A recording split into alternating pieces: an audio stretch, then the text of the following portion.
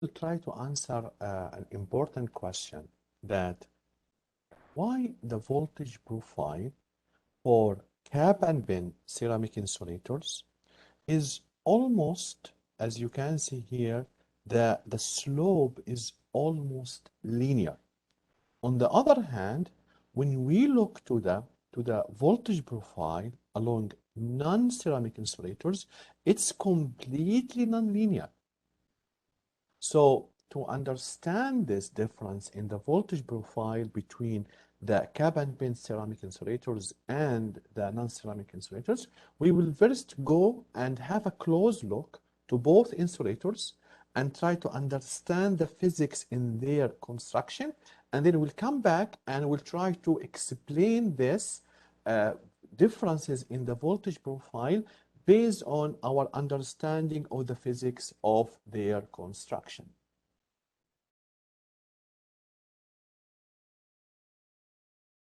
This is a typical cap and pin insulators cascaded together, and you can see here three of them.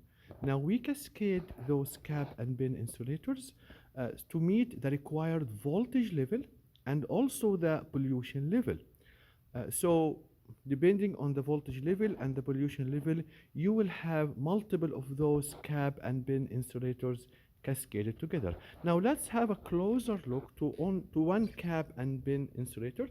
So basically it has three main parts. There is the cap, this is the cap, and this is the pin, okay? So these two parts are metallic.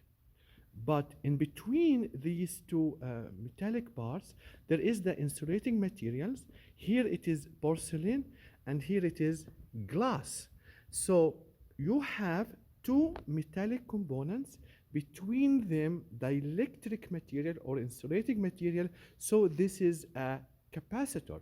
So now going back here, so these three cap and pin insulators are nothing but three capacitors in series. So this is something fundamental and very important when it comes to understanding the voltage profile of those cap and pin insulators. On the other hand, when you look to the non-ceramic insulators, like this one, long rod, you have metallic parts only at the far two ends, at the energized end and the grounding end. And in between, there is only one dielectric material, so it's like just one capacitor.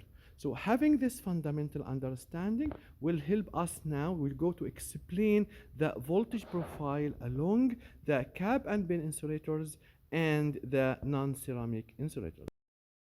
Back everyone. Okay, now let's try to understand why the voltage profile is linear in cap and pin insulators, which will lead to almost a constant electric field because as we know, the electric field is nothing but minus dV by dx. So if the slope is almost linear or constant, so we'll have almost a very uniform electric field along the insulator surface.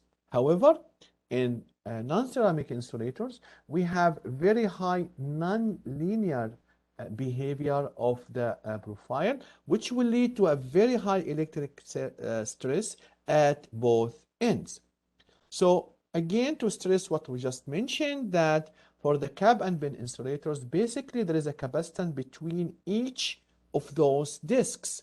But also, there is a capacitance between the cap and the tower. Remember, we have a tower here, and this tower is at ground potential. So still there is a capacitance between the cap and the tower that is used to connect the insulators to. But usually this capacitance is much less than the capacitance of the cap and pin insulator itself. So now through a numerical example, we'll try to find these voltages along the cap and pin insulators and see or try to understand why we have this linear behavior. So this numerical example, we have 5 cap and pin insulators, okay? And the voltage applied is 33 kilovolt. And the capacitance between the cap and the tower is CE, and this CE is nothing but 0.1 times C, okay? And now we want to find what is V1, V2, V3, V4, and V5, and then we'll draw this along the insulator surface. Okay, so we have this insulators. Now, just to remind you, if I have a capacitor, and this is omega 1 over omega c, the ZC of that. We have here a voltage V and the current I. So as we know that your I is nothing but omega C times V, if we take it as a magnitude. So omega is, of course, as we know it, is 2 pi f. Now, so there is a current that goes through this first cap and pin insulator going up, and this current is 2 pi f, which is omega, times C times the voltage, which is V1. So this is, we call it, let me call it, this is I1. And also there is another current coming from here, which is I2, 2 by FC again, because we assume that all the cap and pin insulator have the same capacitance. So it is 2 by FC times V2. But there is another current going here to this capacitance, which is the 0.1 C. And this current will be equal to 2 by F CE, which is the capacitance of air, times V1, because the voltage here is V1, or we will have it as 2 by F times 0.1 CV1. Now we can apply KCL, that this current is equal to this current and that current plus this current. So apply KCL at this node.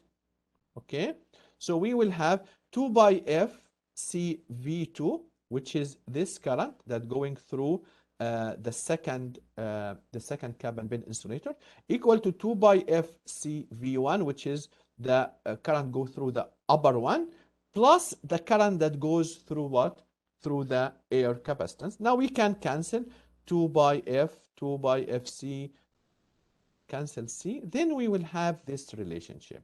V2 is equal to 1 plus 0.1, 1.1 V1. So this is the first relation that we have. Now we can move to the, so we apply KCL here. Now we apply KCL at this node.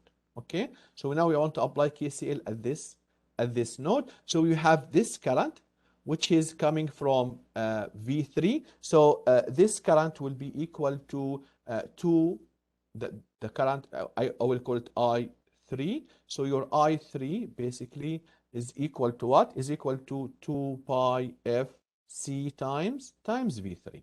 Okay, so this is the current. Now this current, we already know it, which is, I will call it here like I2. So your I2 is also 2 pi FC, but times V2.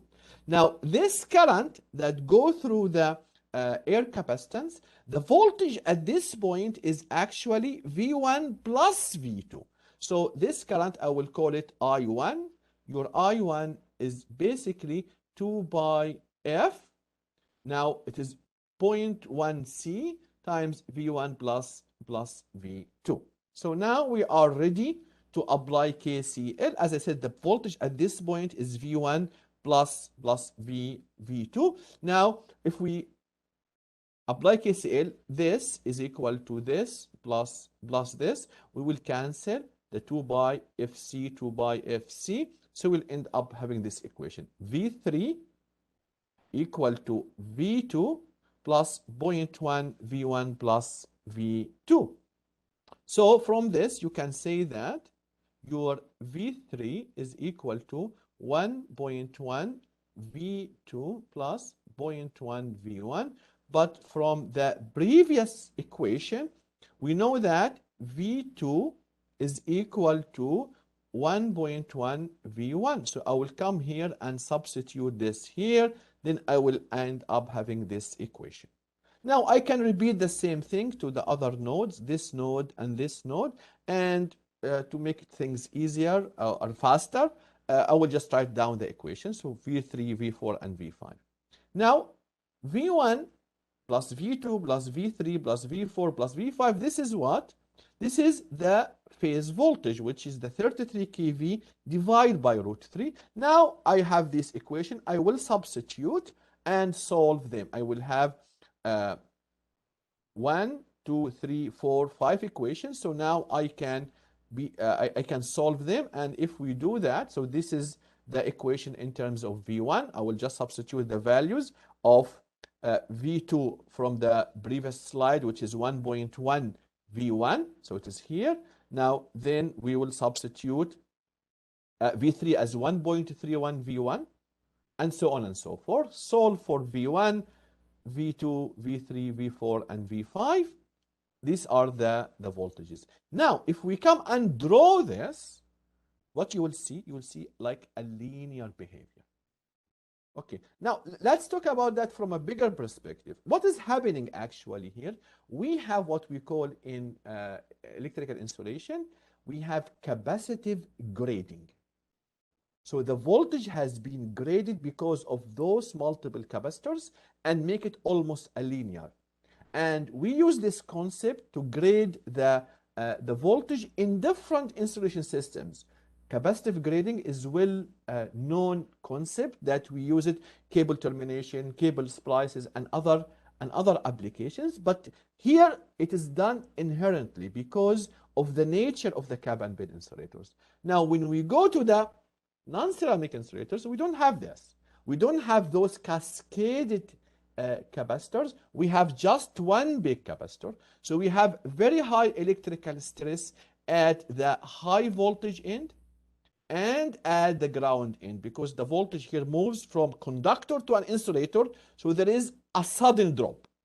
And then the voltage stays almost constant. And then when it moves back from an insulator to conductor, it has another drop. So we have this non-linear behavior of the non-ceramic insulators. So with this, we understand why the voltage profile is different and why we need corona ring, especially for non-ceramic insulators, so that we can relieve the high stress at the high voltage energized end. And for 400 kV and higher insulators, we use corona ring at the grounded end.